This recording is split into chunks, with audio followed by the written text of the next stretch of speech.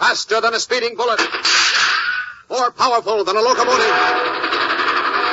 Able to leap tall buildings at a single bound. Look, up in the sky. It's a bird. It's a plane. It's Superman. And now the adventures of Superman. Assigned by my editor, Perry White, to do a special feature on what, in my opinion, was Superman's strangest and most unusual adventure, I, as Clark Kent, recalled a story that began one day shortly after dusk, when I and all the other members of the Daily Planet editorial staff were out. At that time, as I learned later, a tall, middle-aged man wearing shorts and sandals was ushered into my office, where he found Jimmy Olsen alone. Calling himself Anthar, the man said he had come from another planet, a place called Utopia, in search of Superman. But Jimmy, believing he was the victim of a practical joke, scoffed at the man, who then offered to make a test to prove he was speaking the truth. Please take hold of my arm, young man, and lift me up. But, lift you up? Exactly. Simply grasp my arm and lift, as you would if you were holding a stick. I still think this is a gag. But if you insist, here goes. Warily approaching the stranger, Jim grasped him firmly by the arm and lifted. And to his shocked amazement, he found himself holding the 163-pound man aloft with as little effort as it would require for me as Superman to lift a chair. What? Holy mackerel, I am lifting you up. Like a feather. Of course you are. Now move me about, up and down, and from side to side. That's it. Do not be afraid. I can't believe it. You're a full-grown man. I better put you down. I'm shaking all over. Just set me in that chair, please, to which I can hold. You see, I have not yet adjusted myself to the different gravity of your planet. Give me that again. The pull of specific gravity on my own planet, Utopia, is much stronger than yours on Earth, you see. Oh. Forgive me while I swallow 2 of these beans. They effect the necessary adjustment of my body to Earth's gravity. The beans do that? Yes. They are specific gravity beans, especially prepared by our Utopian scientists for the adjustment of our people to the gravity of your planet. There. Look, how long do you have to eat those, specific gravity beans before you're adjusted? About 6,000 lapse revolutions. Huh? On Utopia, we measure time differently than you do here, since our planet is smaller and revolves around the sun at a slower rate of speed than does Earth. 6,000 lapse revolutions is equal to about 1 of your hours. Oh. Well, look, Anthar. Great space! I have forgotten how time is fleeting.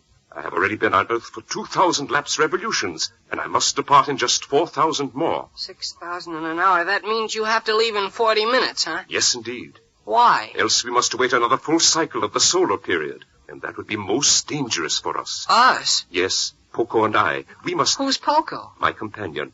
Now, please, friend James... You mean there's another guy from Utopia here? Yes, I will explain later if there is time. Now, friend James, that I have convinced you I am from Utopia, will you please summon Superman? Now, look, Anthar, I admit you had me buffaloed for a minute there when I lifted you up. I don't know how you did the trick, but I certainly... Trick? You still think, then, that I seek to trick you? Well, gee whiz, all this stuff about a planet named Utopia and gravity beans and lapse revolutions... I speak the truth. I have told you that your world is in terrible danger, and yet you dare to waste the precious fleeting strokes of time doubting me. Well, golly... Do you dare to accept the responsibility for making a decision, of choosing to do nothing, while the means for the enslavement of your world are being prepared? The enslavement of the whole world? Exactly. And unless you heed me now, that enslavement is not far off. Oh, now quit your kidding. Hitler had ideas like that, and where to get him? Compared to Zaram, my young friend, Hitler was only a blustering madman. Compared to whom? Zaram, the cruel and vicious one who has risen to great power as regent of Utopia by playing upon the panic of our people. And again I warn you that unless you heed me, Zaram will be regent of your entire world before long. Excuse me for laughing, but that's really funny. And still you mock me, foolish friend. What must I do to convince you that Zaram must and will take over your planet before the cycle of this year has run out? Tell me why Zaram has to attack and take us over before the end of the year. Because at the end of this cycle year, there will be no more planet Utopia. What? Yes. For the last 700 years, at approximately each turn of a century, a fragment of Utopia has been ripped away into space, And from a planet once almost half the size of Earth, we have been reduced to a territory not much larger than your own state of Vermont. Gee whiz. You must find it kind of crowded. Indeed we do. And what is much more serious is that another disaster, and our final one, is due to occur within a day or two of the 25th of next month. At that time, our scientists assure us the last remaining fragment of Utopia will be torn from its orbit and shattered to pieces in space. Uh-oh. And so Zaram counseled our people to invade and conquer the Earth. Oh, I get it. So you came here to get Superman to stop him, huh? Yes. And knowing this now, won't you please summon Superman before it is too late? Gee whiz, Anthar, I don't know how to get him, honest. Sometimes when we need him badly, well, there he is.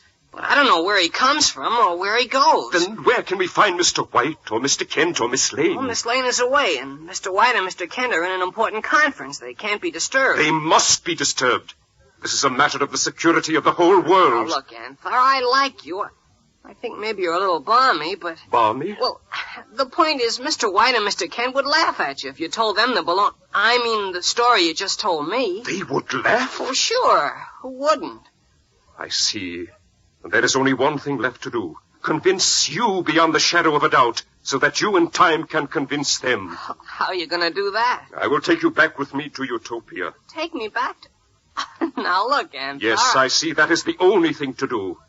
And now, if you are willing to undergo the risks for the sake of your world... Wait, just a minute. Wait till I answer the phone. Hello, Olson speaking. Hello, Jim. This is Clark Kent. How are you getting along? Oh, fine, Mr. Kent. Just Andy. But that is Mr. Kent. Perhaps if you allow me to speak to him... No, that won't do any good, Anthar. What'd you say, Jim? Oh, I was speaking to Anthar, Mr. Kent. Oh, to whom? A guy named Anthar. He's Anthar? a kind of magician who stopped in and... No, A please. magician? Yeah, and can he do a swell trick? Oh, Jim. He let me lift him up in the air as if he were a feather. Cut the raving, Jim. I only have a minute. I'm not raving. Honest, you ought to see this guy. All right. And hear him. What? Can he tell him? Tell him. Oh, well, that's fine. But look, the chief and I are going to be tied up with Inspector Henderson for a while yet, so you better go on home. Okay. Unless I go to Utopia first. All right, well, go... Where? Utopia. That's another planet. And Anthar wants me to have a look at it so I can tell you and Mr. White and Superman about it. Oh, I wish you'd grow up, Jim. I told you I only had a minute, and you sit there kidding. But I'm not kidding. No, I know. All right, you're knitting. Go on home. I'll see you tomorrow. Good night. Good night, Mr. Kent. Okay, Anthar. I'm ready to go to Utopia with you now. Splendid. Let us go, my friend.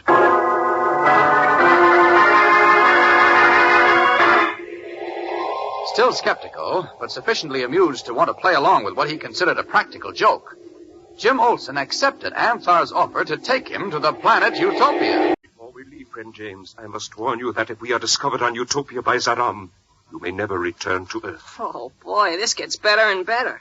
Well, how do we go? By rocket ship? I have a space shell which Poco guards now upon the roof of this very building. Oh, swell. Then all we have to do is go up to the roof and... Yes, but we must leave at once, please. You see, there is only a certain lapse revolution during each 6 of your hours in which we can travel between Earth and Utopia. A moment too soon or too late, and we will miss our destination and be lost forever in eternal space. Okay, I'll take that chance. This way, Anthar. Let's go. Now, where's this planet hopper you were telling me about, Anthar? My space shell rests on this roof, over there behind that radio tower. Okay, lead the way. I'm not kidding, Anthar. You ought to write books or go on the radio. You can really spin a yarn. I see you still doubt the truth of my story. Who, me? Now, where did you ever get an idea like that? I only hope, friend James, that once you are convinced, you will be able to return to Earth alive and enlist the aid of Superman. Don't worry about me. Say, what's that? What? Well, that round white thing like a great big ball. Of course. That is our space shell. Cheapers. You have got something up here, then. Naturally. Hey, I gotta hand it to you. You really carry a gag all the way through. I don't understand. Now, skip it. Say, wait. What is it now? Look. There's a little fat man leaning against that big white ball. Yes, of course. That is Poco. Come, let us join him. Oh, not so fast. Who's Poco? The court fool. The what? The king's jester. You see, it is poor Poco's lot on Utopia to play the fool. But he is far from being a fool, and he has a great heart and much courage. He risked his life to make this expedition with me. Oh, the king's jester, huh? Well, now you're back in the groove, Anthar. For a minute there, I don't know why, but you had me a little worried. Now I know it's all a gag. Okay, let's go join your funny friend. Listen, what's that? What? It sounds like a lot of little bells. Yes, of course. Poco wears bracelets of tiny silver bells around his wrists and ankles. Come, I will introduce you to him. Oh, boy, this is going to be something. Come on. Hurry. Anthar, the solar clock races. We must go places. Say, what kind of talk is that? Poco speaks in rhyme. Yes, Poco, we are leaving now. This is James Olson, who returns to Utopia with us. Oh, glad to meet you, Mr. Poco. To meet you is a pleasure that is far beyond measure. Oh, thanks. Tell me, Anthar, if you can, is this youngster Superman? Me, Superman? Well, that's a hot one. No, Poco. It is necessary that we convince this young man first of Zaram's plot against Earth, before he will enlist the aid of Superman, for he thinks we jest. I do not see how this can be. You mean he returns with you and me? Gosh, I wish I could talk like that. Yes, Poco. He returns to Utopia with us. Your plan, Anthar, is fraught with danger. Zaram would surely kill this stranger. True, but Zaram must not see him. If Zaram does not see him, then will Zaram's spies. You know they swarm Utopia thick as flies. Oh, boy, you're wonderful, Poco. Yes, I realize the danger is grave, Poco, but there is no other way. Oh, dear. Anthar, you hear? Yes. What were those gongs? They are the chimes of the solar clock within the space shell. They indicate we have only 300 lapse revolutions left before we must depart. Only what? That means we have less than 3 minutes now before we must start the space shell into the heavens if we are to arrive safely on Utopia. Open the hatch, Poco, quickly. Hurry, worry. Hurry, friend James, into the shell. Hey, now, wait, Anthar. Quit pushing me. Quickly, get into the shell. And me get into that goofy glass ball? Why, I wouldn't... It is not glass. It is the Utopian plastic material. Now, hurry, please. Nothing doing. I'm not getting into that thing. You must. It is too late to change your mind. Too late? Now, listen, this joke's gone far enough. It is no joke.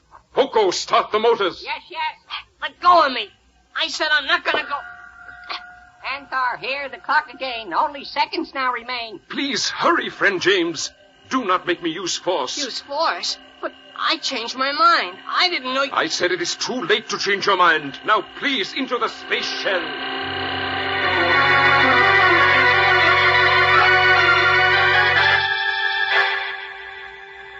Frightened now and struggling frantically in the powerful grip of Anthar, Jimmy is carried toward the large, gleaming plastic ball, which throbs with a hum of powerful motors. And at this tense moment, 3 floors below the roof, Editor Perry White and I were just entering the city room of the Daily Planet. What are you going to do now, Kent? Oh, I'll just have a look at my office, Chief, see if anything came up while we were gone, then I'll pick you up for dinner, okay? Okay. Make it snappy. Right.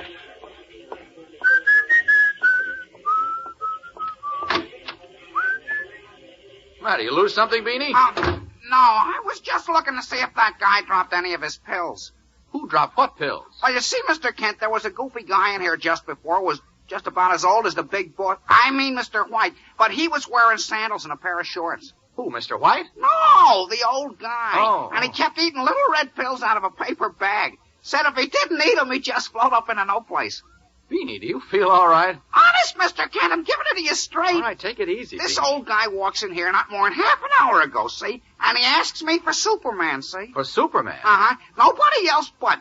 So when I tell him Superman doesn't just happen to be around at the moment, he asks for the editor. Uh-huh. And when I say Mr. White isn't here either, he asks for you. For me? Yeah. And then when he finally gets it straight that none of the staff is here except Jim, he says, okay, we'll talk to Jim. I see. You should have heard the song and dance he gave him. All about how he comes from another planet or something.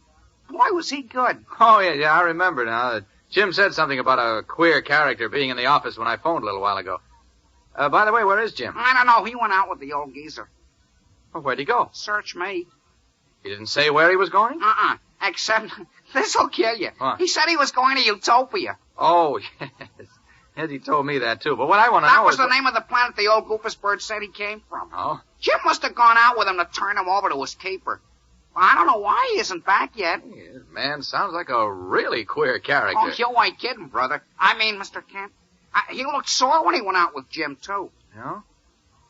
Jim shouldn't have gone with him. How long ago did they leave, Beanie? About 5 or 10 minutes ago. Which way did they go? Out into the corridor where the stairs and the elevators are. No, I don't like this. Look, Beanie, tell Mr. White I'll be back soon, will you? Yeah, sure, Mr. Kent. I want to speak to the elevator operators. One of them may know where Jim went. Okay, Mr. Kent. Gee, I hope there's nothing wrong. Let me go, I tell you. Let me out of here. That is impossible now, friend James. In 50 lapse revolutions, exactly 1/2 of a minute, we must depart. But gee whiz, look, I don't want to go. The clock has struck. We soon depart. I, for one, with a worried heart. You'll be a lot more worried unless you let me out of here, you goons. Now, let me out of here. Please stop struggling, friend James. I tell you it is useless. A warning chime. This is the time. Good. Take off, Poco. No. Stop. Let me out of here.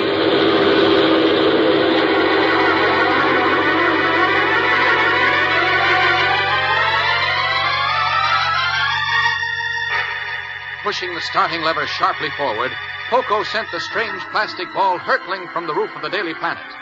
Whirling higher and higher with the speed of a rocket, it streaked upward through the night sky, and a moment later was lost to sight among the shimmering stars. Since Jimmy is really a brave lad, he was resigning himself to an interesting experience when suddenly the plastic space shell began to dive amid the eerie shimmer and crackling of electricity in the upper stratosphere. Hey, Anthar, what's happening now? Do not be alarmed, friend James. But we're diving.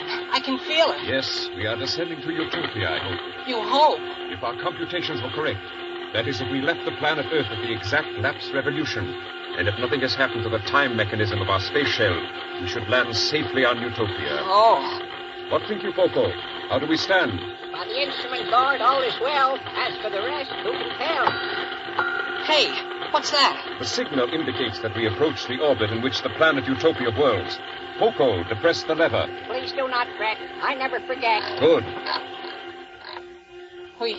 We seem to be slowing up a little. Yes. Now, if all goes well, we will land on Utopia very soon. There's that gong again. Now what does it mean? That we are now within the orbit of Utopia. Oh, is that good? It is indeed. Now, if... Oh, please don't say if again. It gives me the willies. Very well. Say, the last time that gong rang, Poco pulled a lever. Shouldn't he do it again? No. Once within the orbit of Utopia, the space shell controls itself automatically. I see. Listen, what's that? Now we descend, James, my friend. Jeepers, sounds as if we're breaking apart. Do not be alarmed. We are preparing to land. Land? Oh, yeah. I see some yellow lights. Oh, bless our shell. Now all is well. Does Poco mean we're okay now, Anthar? He does, friend James. In a brief lapse revolution or two, you will hear the landing gong. There. Oh, hear the ground. The blessed ground. Yes. Poco, turn off the motors. Quickly, before someone hears it. Oh, bless my eyes. I forgot the spies. What'd he say about spies, Anthar? Zaram's spies are all about, so we must be very careful. Open the hatch, Poco, carefully. I'll be very quiet to avoid a riot. Oh, Zaram is the bad guy who runs this place, isn't he? Yes, he is indeed a bad man who has risen to seize the position of regent by playing upon my people's fears. Come, let us leave the shell while all is yet well. Yes, Poco. Step out, friend James, but quietly, please. Oh, okay.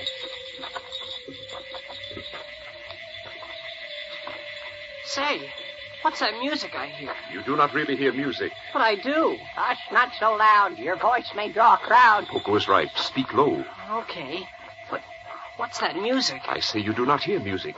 It is merely the vibrations of our sound waves, which are different from those on Earth. In a moment, as your ears become accustomed to it, you will not hear anything. Say, you're right. It's fading away. You see? Say, where are we? I can't see much. We are in the park in the city of Regis, which is the capital of Utopia. Utopia?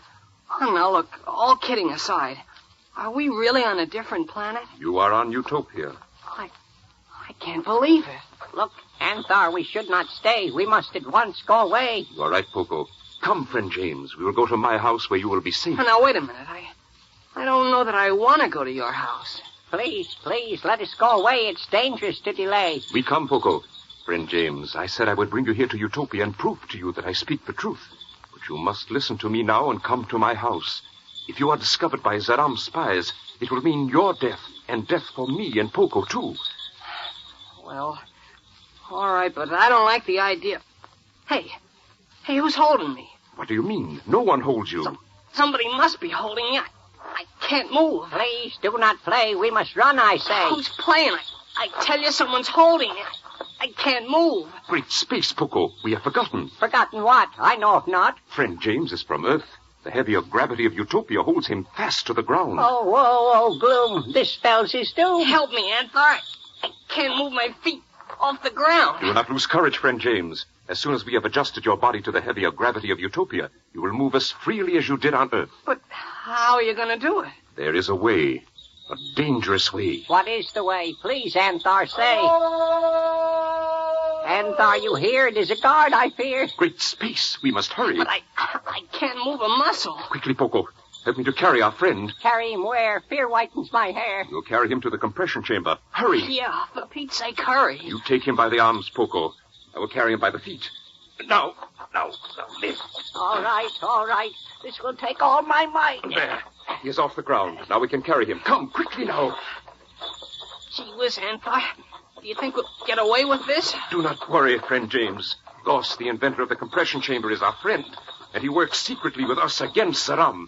His chamber would adjust your body to Utopia's weight of gravity. I sure hope so. I was never in a pickle like this before.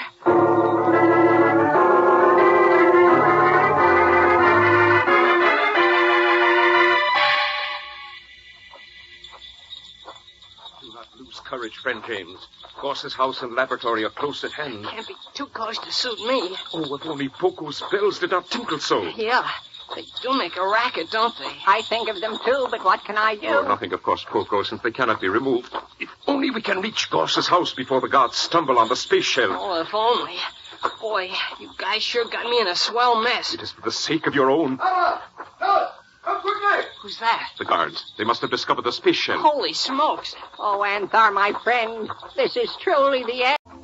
What's the idea of dragging me up here, Kent? Because the elevator operator said he brought Jim and that madman to the roof a few minutes ago. Oh, nonsense. What would they come up here for?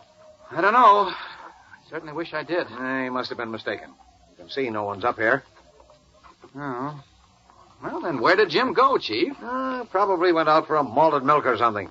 You know he's always hungry. No, I don't think he went out to eat. Not with that old character, anyhow. Now, look, Kent. This is probably one of Jim's stupid practical jokes. Well. Chances are he's back in the office right now, waiting to give us the horse laugh. No, he's not in the office. How do you know he isn't? What? Why, uh-oh. Well, now what? There's someone over there by the radio tower. Come on. Oh, where? Can't tell who it is yet. It's lying on the roof. Is it Jim? No. What? Why, it's Tom Carson. Who? Tom Carson, the news announcer in our radio studio. Tom, wake up, fella. Oh, what's the matter with him? I don't know. Oh, wait a minute. He's coming to. What happened? Well, that's what I want to know. What are you doing up here, Carson? What happened to you, Tom? Kent, listen. Yes? Jim. What about Jim? Speak up, Carson. Speak up. Jim. Tom. Uh-oh, he passed out. Great Caesar. Tom, what happened to Jim? Worried about Jimmy's disappearance with a strangely dressed, peculiar-acting old man, Editor White and I went up to the roof of the Daily Planet where we learned the boy had gone. He was, of course, nowhere in sight. Instead, we found Tom Carson, a radio announcer, unconscious. While the chief ran off to call a doctor, I worked over Tom, and in a few moments he began to come to. Oh, Kent, is that you? Yes, Carson. What happened to you, fella? Why, holy smokes, Kent. Jim Olsen. Yes, what about Jim? Did you see him up here on the roof? Yes. That is, I think I did. Now, look, Tom, maybe you better start from the beginning and tell me everything that happened. Well, I just finished our hourly news broadcast. Yes. I came up on the roof here for a breath of air. I often do that. Yes, just go on. I started to walk across the roof, and I heard a funny noise, kind of a high-pitched whine, like, well, sort of like electric motors of some kind. Electric motors? That's right. Then I saw the strange contraption, a big spherical thing, like a great big ball of some sort. And the motor sound was coming from that? Yes.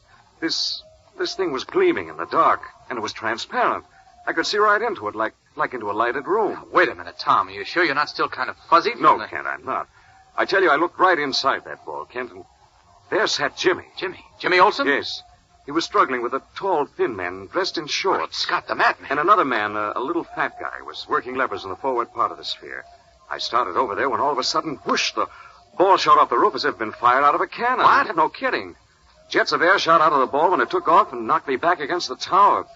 Before I passed out, I swear I saw it shooting up to the stars.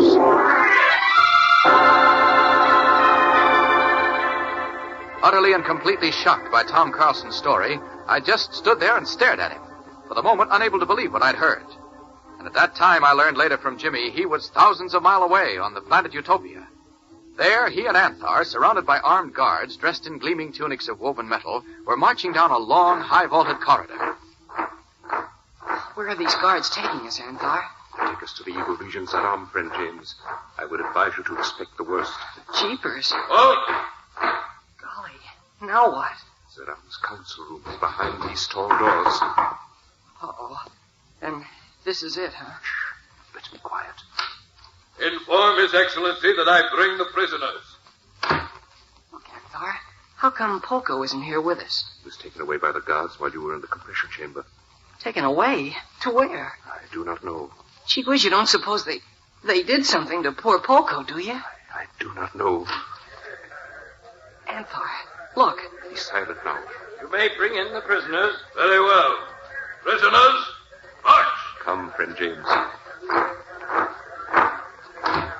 Boy, what a room. Big as a house. This was formerly the king's own council room. The stained glass windows and the paintings and rugs. The prisoners will advance. Come, walk with me, friend James. That guy up there on the high throne, is yes, that is Zaram. Huh. He doesn't look like much. His appearance is deceiving. Holy smokes. Look who's sitting on that cushion at Zaram's feet. Look, it's Poco. Prisoners, halt! Spy, nasty spy. Hey, did Poco say that to us, Anthar? Yes, but I do not understand. Anthar's a spy, and soon he will die. What? And you Earthling, too. Your end is due. Well, how do you like that look, Poco? Silence, Earthling!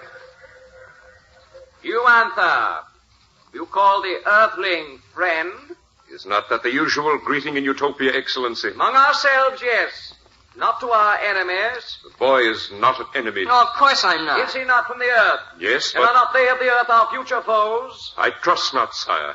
I have attempted to convince you that you make a dreadful mistake in your plan to invade the Earth. You attempt to convince me. Who are you to dare to challenge your regent? I do not challenge. I only assume my right as the senior senator of the council to advise you. I've heard your advice, and I decided against it. You dared to cross me secretly, dared even to go to our enemies and warn them of our intentions. That Anthar makes you a traitor. He is not a traitor, and Poco knows it. What is this? Poco knows what? Well, Poco was... Quiet, friend James. But Anthar, Poco's saying... Silence, Earthling! Well, Poco, it appears that the Earthling gives the lie to your story. He seeks to imply that you know more of Anthar's trip to Earth than you told me. It is a lie. A lie what he seeks to imply. It's just as I said. I was asleep in my bed. If that is so, I am reminded to ask how came you in the park when the guard captured Anthar and the Earthling? Yeah, let's hear you answer that. James, please. Answer, fool! How came you in the park? Well, there was a pain in my head. So I rose from my bed and strolled in the park to hear the song of the lark. Then down came the space shell close where I stood. Oh, so startled was I, my legs turned to wood. But when I saw them step out, they aroused my ire, for I knew they meant ill to you, Zaram, sire. And so swift I gave chase, and when the guards came, I held fast the two villains. And now, me you dare to blame. Well, how do you like that? Do not deny him, friend James. But Anthar... Please, heed me. You, Anthar! Does the fool speak the truth? Yes, sire, he does. What say you to that, Earthling? Why, I guess that's the way it was. Good. I did not think the fool could dare be treacherous to me. No, I could not be, sire. For you, I love and admire. Enough! Anthar, you admit then that you went to the Earth to warn our enemies? That you brought this young one back to spy upon us? No, Zaram. I admit nothing. Naturally. What say you, Earthling? You deny coming here to spy on us? My name isn't Earthling, it's Jim Olsen, and I didn't come here to spy. I've heard enough to convince me that you both lie. Therefore, I, Zaram, regent of Utopia, sentence you both, you, Anthar, and you, Earthling, to be placed within a sealed space shell, to be thus hurled out into great space itself, where you shall perish. As Zaram, evil regent of Utopia, pronounced the death sentence for Anthar and Jimmy Olsen, there was a moment of silence in the huge throne room. Then Anthar raised his head high and spoke up. One moment, sire. As a senator, I demand my rightful privilege of a trial by my Senate colleagues. For so is it prescribed in the great charter of Utopia. Oh? So, you wish a trial, do you? Yes, I demand it as my right. Very well. You shall have a trial. And the Earthling, too, tomorrow. But I would not advise you to hope for too much from this trial, Anthar. Guards, take away these two and place them in cells. Yes, sire. Come, prisoners. Guard, fall in. Come, friend James. Boy, I sure was surprised when Zaram let you bluff him into giving us a trial. It is a hollow victory, agreed only because he considers it a meaningless gesture. Why do you say that? Because all good and brave senators who dare to defy Zaram have been imprisoned or liquidated. The remainder either fear or willingly follow Zaram. Oh. Friend James, I am afraid, I am very much afraid, that tomorrow will see the end of us. Oh, gee whiz. Kent, I've just come from police headquarters. Well? And they haven't been able to find a trace of Jimmy. I shouldn't I wonder. can't understand it. When he left here this evening with that crackpot, Jim told Beanie he'd be back in a few minutes. But he's been gone, let's see, over 5 hours. Uh-huh. Hey, he didn't go home. He didn't come back here. Where in tarnation could he have gone? I don't know. Kent! Huh? You call me, Chief? Did I call you? Say, what's the matter with you?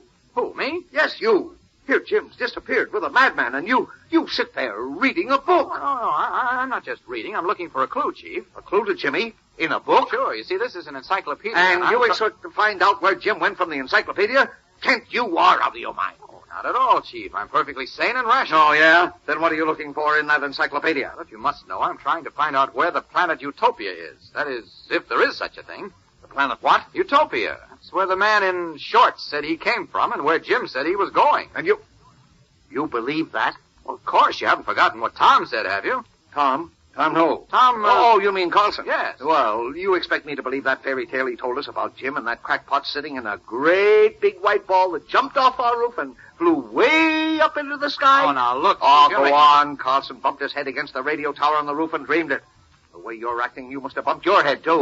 No, Chief. Carlson swears he saw Jim and two other men in the whatever it was. Whatever it was is right.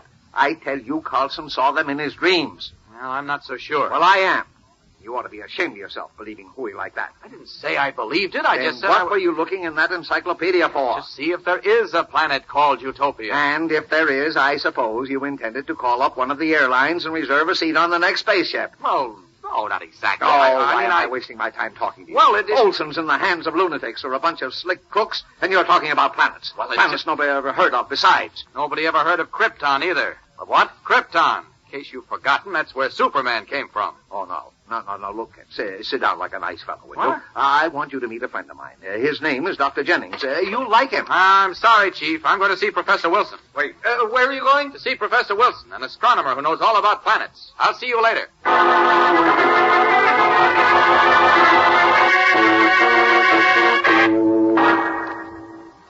Say, you never heard of the planet Utopia, Professor Wilson? There is no such major planet, Mr. Kent. No, I know that, Professor, but aren't there quite a few minor planets? Yes, there are a host of small bodies which are known as minor planets or asteroids, such as Ceres, Ares, and Hidalgo, for example.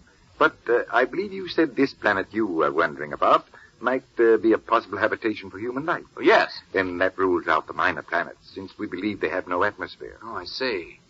Well, what planets are known to have an atmosphere, Professor? Oh, quite a few. Oh? But most of them are ruled out as possible human habitations because of their extreme temperatures and low density. Oh, I see. Which ones aren't ruled out? The planets of the so-called inner group, Mercury, Venus, Mars. But because of scientific reasons, with which I won't bore you, we don't believe that either Mercury or Venus is habitable. I see, but you think Mars might be? Yes, we believe it might support some form of life, but a form quite unlike man as we know it. Then our friend in shorts and sandals couldn't have come from Mars. I beg your pardon? Oh, nothing, Professor. You're certain there is no planet you scientists know of which might just possibly be inhabited by men like ourselves? No, Mr. Kent. It's a fascinating idea to play with, and I'm not saying there might not be such a planet. You're not? No. I just say that we scientists have never been able to discover such a planet, and frankly, we do not think one exists. Well, thanks very much, Professor. If my newspaper can ever do anything for you, I hope you'll give us the chance. Well, thank you. Don't look so disappointed, Mr. Kent. Well, if you're interested in the subject, well, who knows? Maybe you will discover a planet on which men like us live. I just want to discover it if Jimmy's there. It looks now as if Tom Carson was dreaming, or else that Jim was taken away in some newfangled plane, which means that somebody ought to find him. I'm afraid I don't quite follow you, Mr. Oh, Kent. I'm sorry, Professor. I was just talking to myself. Well, thanks again, Professor, and I'll be seeing you.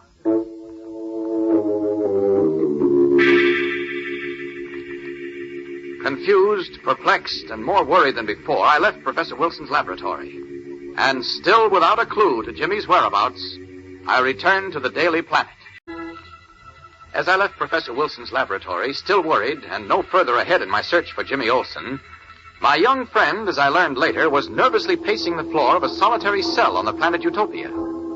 Suddenly, he stopped short and listened to a furtive scratching at the tiny barred window high in the wall. Oh, what's that? Now speak not so hard, lest you draw the guard. Oh, Poco, what are you doing here, you turncoat? Oh, James, do not be afraid. I come to bring you help and aid. Oh, yeah? Like you helped us with Zaram tonight by telling him you didn't go to Metropolis with Anthar, and by calling Anthar a traitor and me a spy. Can't you see I spoke flim-flam, deliberately so as to fool Zaram? To save your own neck, you mean? Oh, please don't have an argument waste breath. You were really very close to death. Go on, you can't kid me, Poco. Zaram probably sent you here to pump me or something. Oh, no, that is not true. I come only to help you. Oh, tell that to the Marines. Where's Anthar? Oh, he's in another cell, where for the moment he's not well. Oh, what do you mean, for the moment? Oh, come the trial tomorrow and then...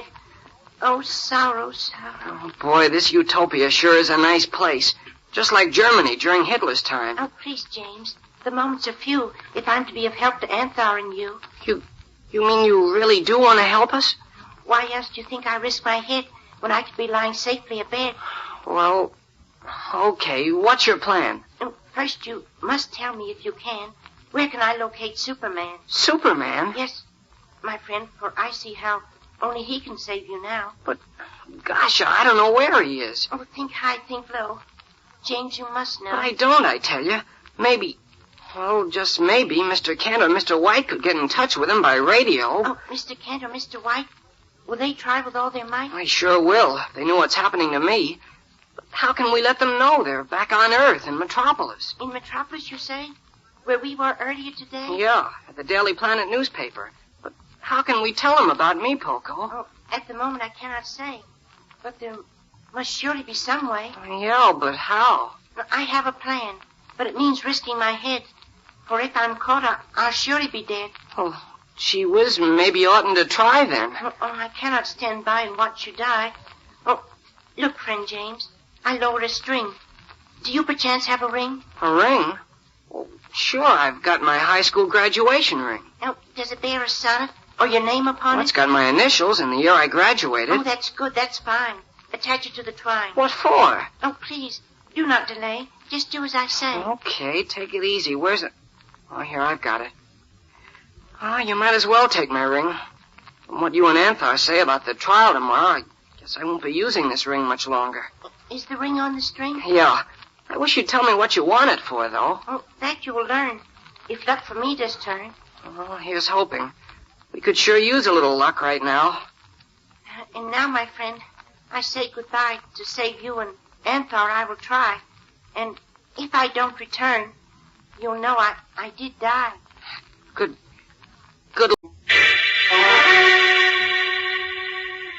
Immediately upon arrival on Utopia, Jimmy and Anthar were thrown into jail by order of the vicious regent to await trial and a predetermined death sentence. But Poco, the fat little rhymester, managed to talk with Jimmy and learned from him that Editor White might be able to contact me, that is, Superman. So Poco, taking his life in his hands, set out on an attempt to reach Perry White. Meanwhile, Jimmy and Anthar were brought from their cells to an anteroom of Utopia's huge Senate chamber, where they waited for the senators to assemble for their hearing. Do you think think we have a chance for a fair trial? I fear not, friend James. Why? Because of the 100 senators who will sit in judgment upon us. All but a scant few are Zaram's men, personally chosen by him to do his bidding. Well, how come? Don't you have elections up here in Utopia? We always did before Zaram seized control of the government. Now Zaram, and he alone, says who shall and who shall not hold office. Oh, I know his kind. There are still a few of them left on Earth, too. But when our United Nations really get swinging, there won't be any more like that at all. That is as it should be. Amen. That doesn't solve our problem right now. Well, indeed it does not. I feel now that nothing can save us from Zaram's wrath. Unless Poco manages to go through with what he told me last night. What? You saw Poco last night? Uh-huh. Somehow or other he managed to get to the window of my cell. Tell me, what did he say? Well, he said he was convinced that only Superman could get us out of this mess. And he asked me how to locate him. Yes. I couldn't tell him any more than I told you. That is that I don't know. Except that maybe if he could manage to contact Mr. Kent or Mr. White, maybe they could help. So he said that he would attempt another trip to Earth? That's right. Oh, that is just what I feared he might do. What do you mean you fear? That's our only chance. Yes, but poor Poco knows little of interplanetary navigation. Without help, he may be lost in space. Oh, no. Poor Poco. It was his lot in life to play the fool, and as a fool he will die.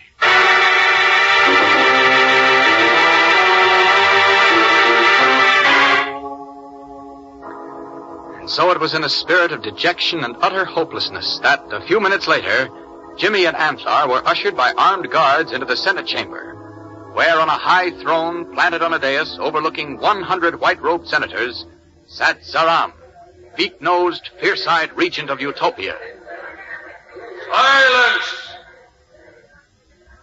Zaram, the great and glorious regent of all Utopia, speaks. Boy, what a build-up for that ugly puss. Please, friend James, be quiet. Gentlemen of the Senate, fellow Utopians, we meet today on an unhappy occasion to learn that Anthar, one whom we all loved and trusted, a man who once earned the respect of his fellows, has now become a turncoat, a foul traitor. Hey, what kind of a trial is this? Is Zaram asking or telling them? I warned you not to expect a fair trial. What cared Anthar, the man our people trusted, that our planet is doomed to be shattered in space within a few weeks? What cared he that our people are thus doomed to death? No! Anthar cared only for himself. For by acting as a traitor to Utopia, he was promised great riches and power on Earth. If we are destroyed... Holy smokes. He's sure getting this bunch worked up with the old rabble-rouser technique. And now, gentlemen, this same Anthar, a base traitor, dares ask that we grant a fair trial to him and his fellow conspirator, the spy, James Olsen. However, keeping in mind that Utopia is, after all, a democracy, is he kidding? It is our duty to listen to Anthar, even though we know beforehand what our vote will be. You hear that? They just the same as told them they're going to vote us guilty. Courage, friend James. I will do my utmost to change their minds. Fellow Utopians and fellow members of the Senate. You may call me traitor, but I will be heard. It is true I flew through space yesterday to Earth. But I went there for but one reason, to speak with only one person whom I was sure could help us. And unfortunately, I failed to find him. However, gentlemen, hear me when I say that we not only commit a great moral wrong by planning to invade the Earth, but it will mean our destruction. I have heard enough. Gentlemen of the Senate, shall we waste time in debate here? Shall we wait and risk defeat? Or shall we strike now while the people of Earth are off guard, and so secure a new homeland for our people? Wait! Senators, wait! I tell you, Zaram leads you to destruction. Gentlemen, you have heard Anthar, who speaks for himself and the American spy. You've heard him in fair trial. Fair trial? Are you ready to vote now on the fate of Anthar the traitor? And James Olsen, the Earthling spy? Very well. What is your verdict? Guilty!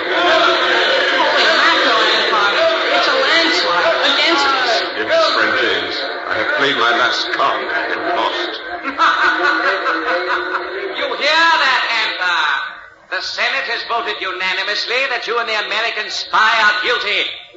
Hear my sentence then. God, strike the gong.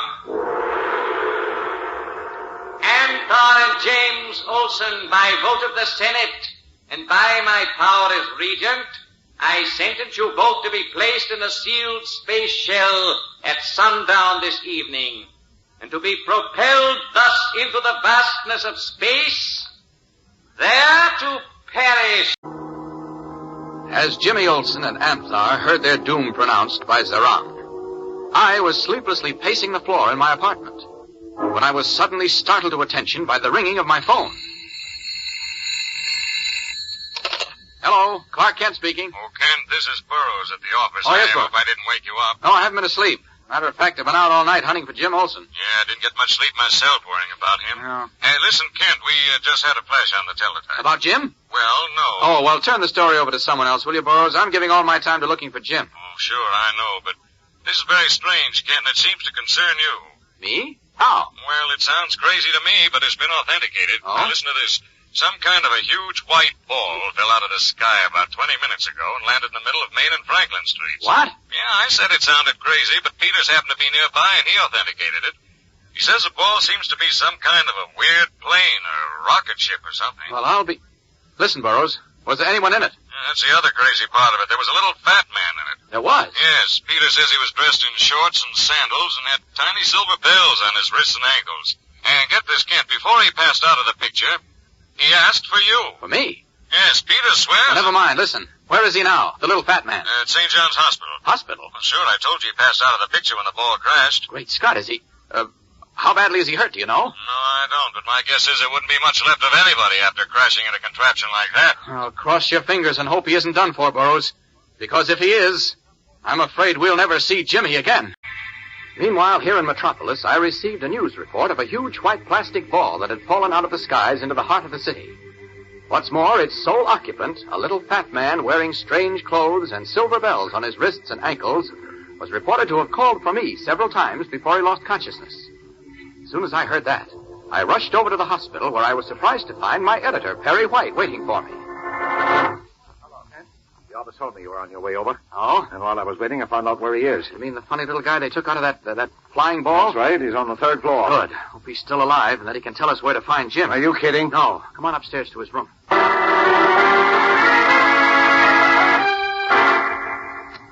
Oh, Doctor, my name is Clark Kent. And Kent? Yes. I understand the patient in 306 was asking for me. Yes, he was indeed. Ever since he came to.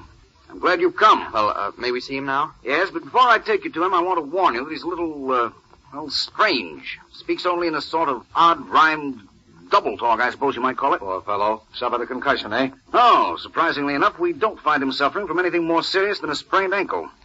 Now, if you'll follow me, please, I'll take you to him.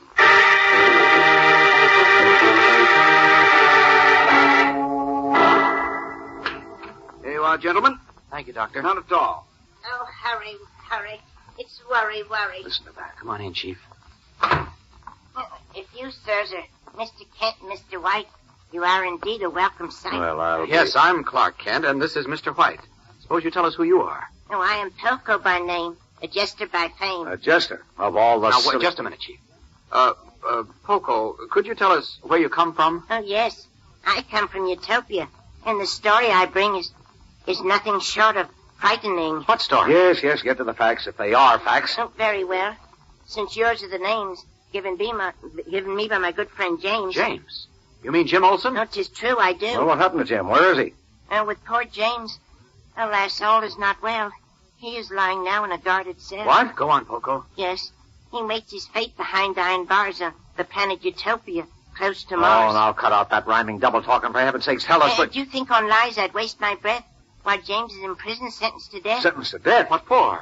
He was, on Utopia, convicted as a spy. And for that, Zaram has condemned him to die. Great Caesar. Zaram? Who is Zaram? Zaram is regent who rules our land. All life and death are in his hand. Well, how can we help Jimmy, Poco? By telling me quickly, if you can, where can I contact Superman? What do you want with Superman? To save poor James and Anthar, too, from death at the hand of Zaram's crew. Now, look, Poco. We can't hold everything. What? Now, come here. I want to talk to you. Excuse me, Poco. Oh, worry. Hurry. What's eating you, Chief? Plenty. I think this character's giving us a phony story. Oh, now What's look. more, I think he's part of a gang that kidnapped Jimmy, and now they're trying Wait a minute. How can you say that when this man's description, the projectile he arrived in, and his story about coming from Utopia all jibe with what an eyewitness to Jimmy's disappearance told us? You believe all that? I have no reason to disbelieve it yet. And I say you're as wacky as he seems to be. Gentlemen, I beg you do not delay. Each moment we waste speeds James' life away. Let's see, Chief. Tell me, Poco, for the sake of some who may be doubtful, have you any way of proving that... Oh, yes, Mr. Kent, Mr. White. I can prove that I am right. Yeah, how? Oh, look. From around my neck, I take a string. And from this string, I take a ring. Let's see that. Chief, that's Jimmy's high school ring. Yes, it is. But how do we know he didn't steal it from Jim? Oh, I swear I did not steal the ring. Oh, why do you question everything? When, unless you help me, Mr. White, well, James, your friend, will die tonight. I've heard enough. Kent, I think this is a job for Inspector Henderson. No, wait, Chief. Nothing doing. I'm going to call him right now. now. Chief, how are the police going to help Jim when he's on another planet? I don't believe he is on another planet. Oh, that he is, I swear upon my pelf. I took him there with Anthar myself. Oh, you did, eh? Why? We took James with us so he'd understand the danger that threatens your native land. What are you saying, Poco? Oh, it's true. Believe me, it's true. Oh, cut it out. What's true? That Zaram is set to come with armies, the Earth to invade. Oh, no. And the way is all clear. His plans are all made. You took Jimmy along with you to prove that to him? Yes. And Zaram caught James and Anthar, too. And tonight, alas, their end is due. Oh, for Pete's sake, stop saying that. Oh, then call for Superman, I implore.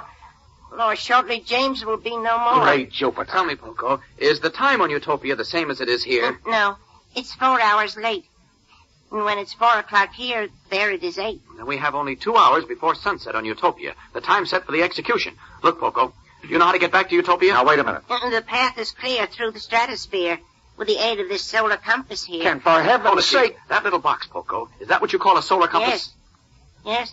And that is what, to use, I plan to chart the course for Superman. Okay, I'll take you up on that, Poco. You'll take him up. I mean Superman will. Superman? Where are you going to find him? You're going to find him, Chief. I am? Yes. Remember the last time we had to find Superman, you broadcast for him over the Daily Planet radio when he showed up? Yes, but... Well, you're going to do it again. Oh, I am I? Now, you listen Don't here. argue, Chief. We've got less than 2 hours to save Jim's life, so get over to the radio studio and start broadcasting for him right away. No, this is crazy. It's ridiculous. Don't waste time arguing. Will you get going? Hurry. Whew. Thought I'd never get rid of him. Now, back here behind this screen where Poco can't see me, and out of these clothes, quickly.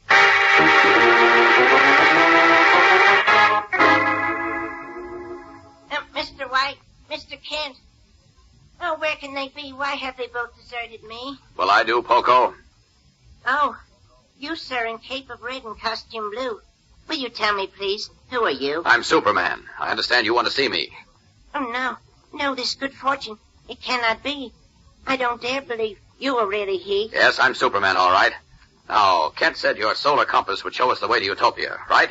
If the stars prevail, it cannot fail. All right, up in my arms with you. There. Are you comfortable? Oh, yes. Well, here's the compass. Hold it tight.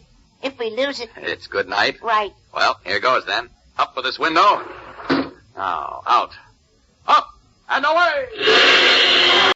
With Poco clinging tightly to me, I shot up into the sky like a rocket, and soon we had gone beyond the stratosphere into the vast empty reaches of space, where the crackling natural electricity and lack of what we know as atmosphere made the going extremely difficult.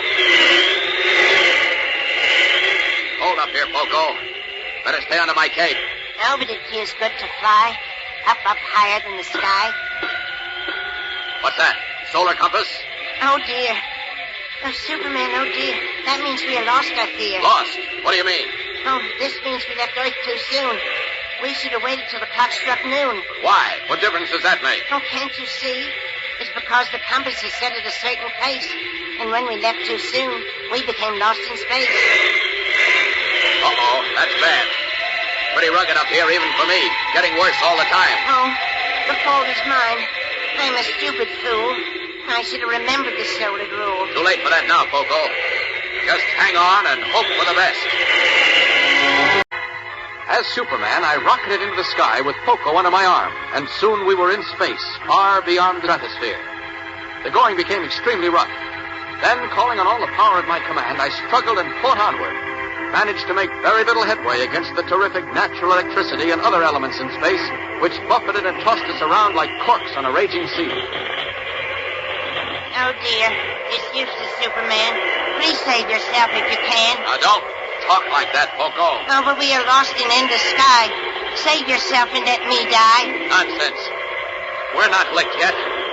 What a space shell can do, I can do. Oh, I wish to heaven what you say were true. But we're out of the channel we should be traveling through. Channel? What do you mean? Well, only once every 6 hours. There's a channel through space in which one can rocket from place to place. Well, that's it. Well, we'll just have to... Great Scott! Get out of my Poco. Here comes a comet or something. Oh, grief, oh, gloom. Oh, this spells our doom. Out of my cloak, I said.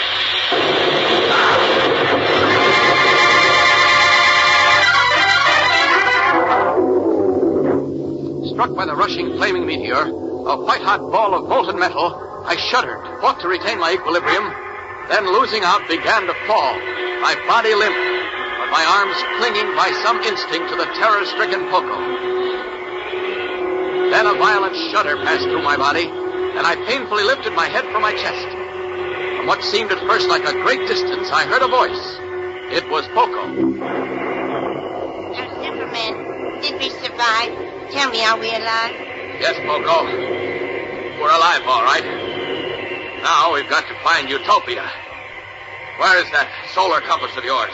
It is here, but I fear... Thanks. Now, let's see. All right. The needle points this way, up and to the right. Away!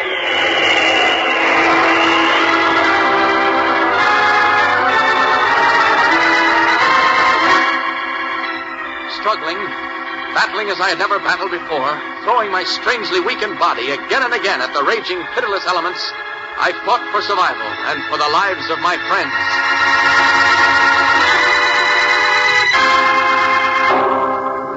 Meanwhile, I learned later, on the planet Utopia, Jimmy Olsen and Anthar, their wrists bound behind them, were standing in the walled courtyard behind the palace of Zaram, Utopia's regent.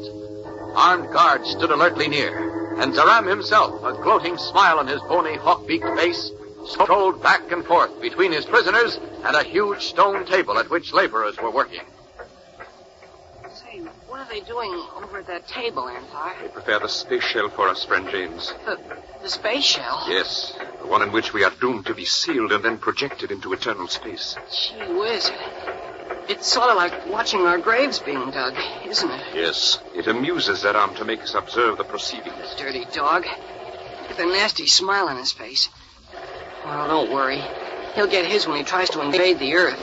Perhaps. But I fear he will be successful. Are you kidding? The armies and navies and air forces of the United Nations on Earth will make a monkey out of him. You forget something, friend James. What's that? All the nations on Earth are not yet fully united and prepared for defense against even the simple common foes they have to fight now. But they're working on it. That is not enough. Oh, boy. If you're right, Anthar, I deserve what Zaram's going to do to me. Why do you say that? Because you told me all this in Metropolis. You begged me to try to find Superman. But I was a wise guy. I just laughed at you. You cannot be blamed for doubting me, so do not reproach yourself. Oh, don't kid me. I know now I'm the world's prized dope. Hush. Zaram approaches. Be patient, my friends. In but a few moments, your new home will be completed. You low-down rat. I see the young man has not yet lost his courage, eh? You bet I haven't.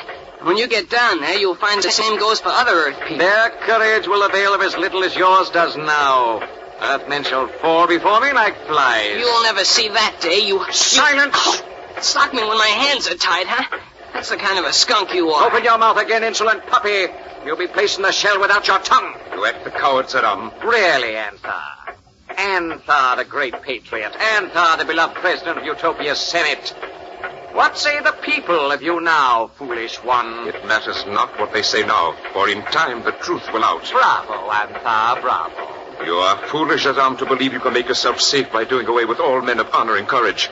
For somehow enough of them always remain to destroy you at last. You will learn that even as Hitler and other tyrants learned it. That's telling them. Anthar, you lived as a fool, and now you die as one. I would have a verse on that. Where is my jester, Poco? Poco! Poco! Where is Poco? Gee whiz. Where is Maybe Poco got to Metropolis and found Superman. Maybe he's on his way back here with Superman right now. I wish it was so, but that is no longer possible. Why? I have computed the solar time, and the last period was at noon of your time, which is 4 p.m. of ours. If Poco had arrived safely in Metropolis, found Superman, and returned with him at the last period, they would have been here shortly after 4 p.m. But it is now 5:30, so you see... Yeah. Look, when's the next time they can travel? At 6 p.m. Metropolis time, by which time we shall long since have been shattered in space. Oh, I see. The shell is prepared. Good. Guards, fetch the prisoners. Uh-oh. Here they come for us, Anthar. Yes, this is the end. Once more, I say how I regret being responsible for this, friend James. It wasn't your fault. You did the right thing, I guess.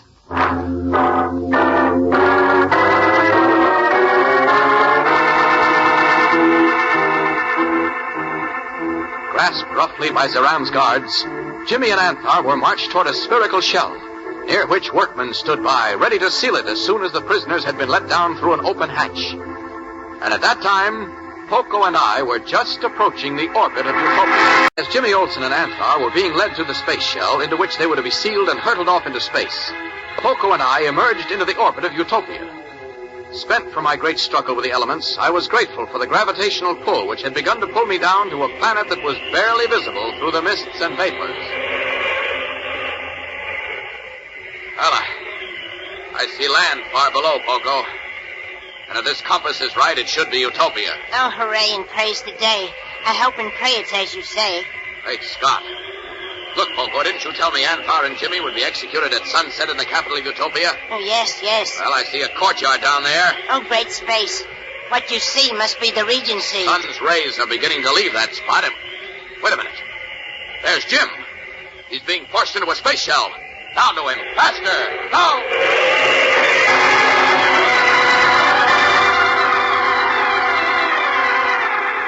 At the sight of what was happening to Jimmy, I caught my second wind and zoomed down toward Utopia like a projectile shot from a rocket gun.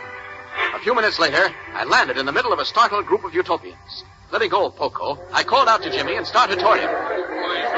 Jim! Jimmy! Jeepers, it's Superman. Great space. Stand back, everyone. Stand back or... Superman. Oh. What's the matter? I don't know, Jim. I can't move.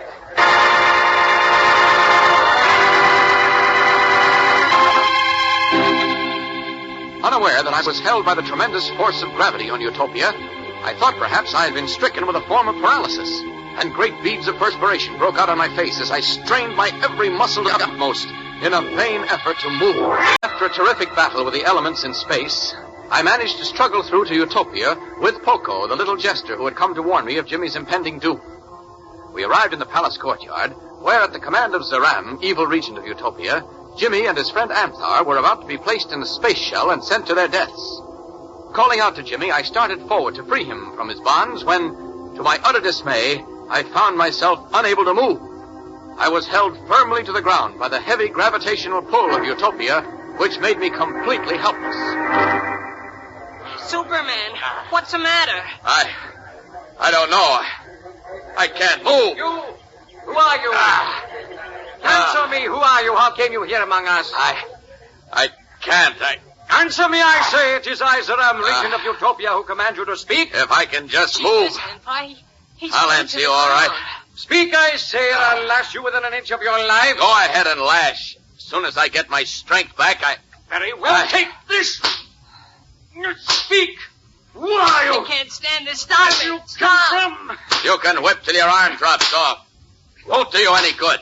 Speak. This I cannot understand. There are no welts on your face. You do not cry out in pain. But you'll cry out. As soon as whatever's holding me lets go. Do not realize you're doomed by the gravity of our planet, which holds you fast? So, that's what it is. Yes, and only I can save you, and I will if you tell me what I ask. I'll tell you nothing. I think you will, as you feel your life ebbing from you. Number 2 guard, detail. Carry the stranger to the cell in my palace. Bid the guard there summon me when the stranger is ready to speak.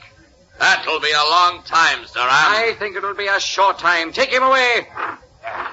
Now, you earthling spy, You called to him in the red cape. Do you know him? You bet I do. Who is he? Why, he's Don't tell him anything, Jim. Huh? Don't tell him. Okay, I won't. Answer me, spy. Who is he? I don't know. You're lying? No, I thought he was somebody I knew, but I guess I made a mistake. I see you must be persuaded.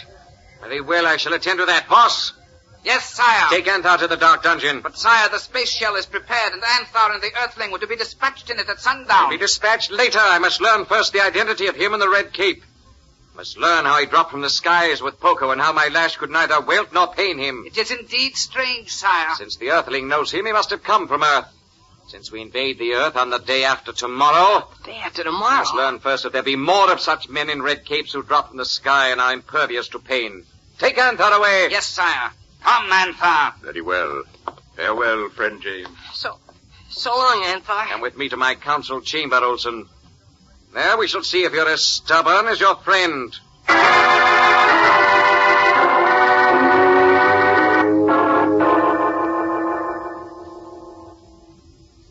Now, Earthling, you're wise. You'll tell me what I wish to know of him in the red cape. Oh, how can I? I don't even know him. So, you require persuasion, eh? Very well, I shall persuade you. You see this small object which I take from my belt? Looks like a glass marble. What is it? You shall see. Come with me to the window. Okay. Now what? You observe the large statue in the garden? You mean the man on the gold horse? Yes. It's the statue of our former king. The good King Yo, he was called. It was my great privilege to liquidate him.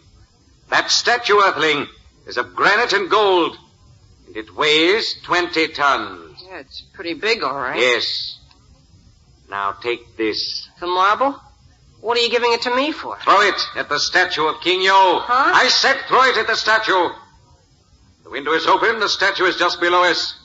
Cannot fail to hit it. What's the idea? Do as I say and stop jabbering. Throw it at the statue. I don't know what this is all about, but here goes.